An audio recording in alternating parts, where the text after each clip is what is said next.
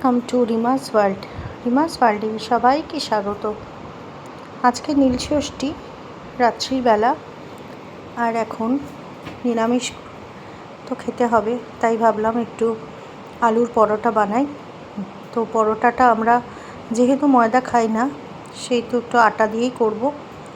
আর আলুটা সেদ্ধ করে মেখে নিয়েছি, এবার আটার মধ্যে পুর দিয়ে একটু গরম গরম ভেজেই খেয়ে নেব সস দিয়ে। আর সারাদিন উপোস তো, আর কিছু এখন করতে ভালোও লাগছে না, শরীরটা একদম ছেড়ে দিয়েছে। এত গরম পড়েছে না, খালি শরীরে মনে হচ্ছে খালি জল খাই, ভীষণ জল টানছে শরীরে।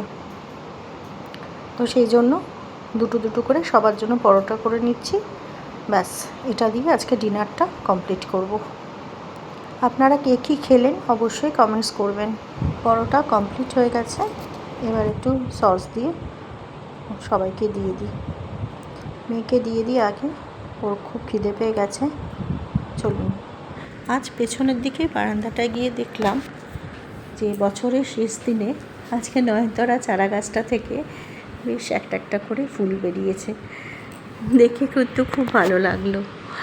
আর আজকে চৈত্র সংক্রান্তি, সেই জন্য আজকে আমাদের বাড়িতে নিয়ম অনুসারে আজকে নিরামিষ রান্না করতে হবে।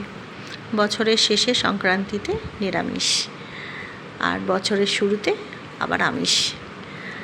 তো আজকে ওই জন্য উচ্ছে দিয়ে ডাল করব, আর পাঁচমিশালি একটা সবজি করব পোস্ত দিয়ে, আর ভাবছি একটু দুরকম ভাজা করে নেব, ব্যাস হয়ে যাবে। দুপুরের জন্য এটাই যথেষ্ট। রাত্রিবেলা আবার দেখা যাক কী করা যায়। তো এদিকে তরকারিটা বসিয়ে দিই। উচ্ছে ভাজাটা তো প্রায় হয়ে এসছে, ডালটাও সেদ্ধ হয়ে গেছে। তরকারিটা বসিয়ে দিলে অনেকটা রান্নাই হয়ে যাবে। বেশি কিছু তো আজকে রান্না নেই। কালকে পয়লা বৈশাখ, ভাবছি একটু সকালবেলা বাড়ির পুজো করে স্নান করে একদম একটু মন্দিরে যাব ঠাকুর দর্শন করতে। প্রত্যেক বছর বিকেলবেলাতে যাওয়া হয় বা সন্ধেবেলায় যাই, তারপর ওখানে একটা মেলা বসে, সেটা ঘুরে একদম বাড়ি চলে আসি। কিন্তু কালকে যেহেতু বন্ধুরা সবাই মিলে বেরোবো বিকেলবেলায়, ওই জন্য আর সময় পাবো না। তাই ভাবছি সকালবেলাতেই কালকে একটু কালী ঠাকুর দর্শন করে আসবো। বছরের প্রথম দিন তো, বছরের প্রথম দিনটা মাকে দর্শন করেই শুরু করি। এদিকে উচ্ছে ভাজাটা হয়ে গেছে, আর ডালটাও সেদ্ধ হয়ে গেছে সম্বরা দিয়ে। এবার এটা বসিয়ে দেব। তরকারিটা এদিকে চাপিয়ে দিয়েছি। এবার নুন হলুদ একটু মিষ্টি দিয়ে এবার এটাকে একটু জল দিয়ে ঢেকে দেব। তারপরে নরম হয়ে এলে একদম পোস্ত বাটাটা দিয়ে দেব। আর যখনই পোস্ত বাটা করি তখনই আমি একটু কাঁচা পোস্ত বাটা নিজের জন্য রেখে দিই, কারণ কাঁচা পোস্ত বাটা কাঁচা তেল আর নুন দিয়ে কাঁচা লঙ্কা দিয়ে খেতে দারুণ লাগে কিন্তু ভাতের সাথে, বিশেষ করে গরম ভাতে যদি খান অপূর্ব লাগে খেতে।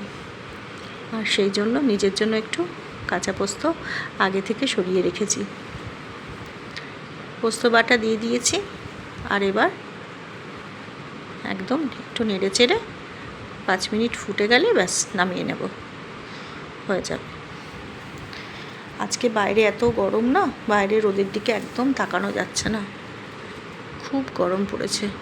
এই কয়দিনের মধ্যেই গরমটা যেন সাংঘাতিকভাবে বেড়ে গেছে। কি আর করা যাবে, গরমকালে তো গরম পড়বেই। যাক, তরকারিটা হয়ে এসছে, এবার এটাকে নামিয়ে নেব। আর এদিকে ডালটাও একদম হয়ে গেছে। একটু হলুদ দিয়ে আর নুন দিয়ে একটু মিষ্টি দেব, ব্যাস। আর উচ্ছেগুলো দিয়ে দেবো, একটু ফুটে গেলে নামিয়ে নেব। ওদিকে একদম আলুগুলো গোল গোল করে কেটে নেওয়া হয়েছে, ওইগুলোও চাপিয়ে দেব। একদিকটা খালি হয়ে গেছে যখন, আলুটাও চাপিয়ে দিব। কিন্তু তার আগে আবার পোস্তটা একটু রেডি করে নিই। কাঁচা পোস্তটার মধ্যে একটু তেল দিয়ে নুন দিয়ে মেখে রেখে দিচ্ছি, যাতে খাবার সময় একেবারে দিয়ে দিতে পারি পাতে পাতে সবাইকে। তেলটা গরম হয়ে গেছে, আলুগুলো ছেড়ে দিই এবার। অনেক দিন পর গোল গোল আলু ভাজা কাটলাম। কালকে পয়লা বৈশাখ, সবাই খুব আনন্দ করে কাটাবেন। আজ এই পর্যন্তই এই ব্লগটা রাখছি। সবাই খুব ভালো থাকবেন, অনেক আনন্দ করবেন পয়লা বৈশাখে। ভালো থাকবেন, সুস্থ থাকবেন। আজ আসি, আবার একটা নতুন ব্লগে দেখা হবে। সবাই ভালো থাকবেন।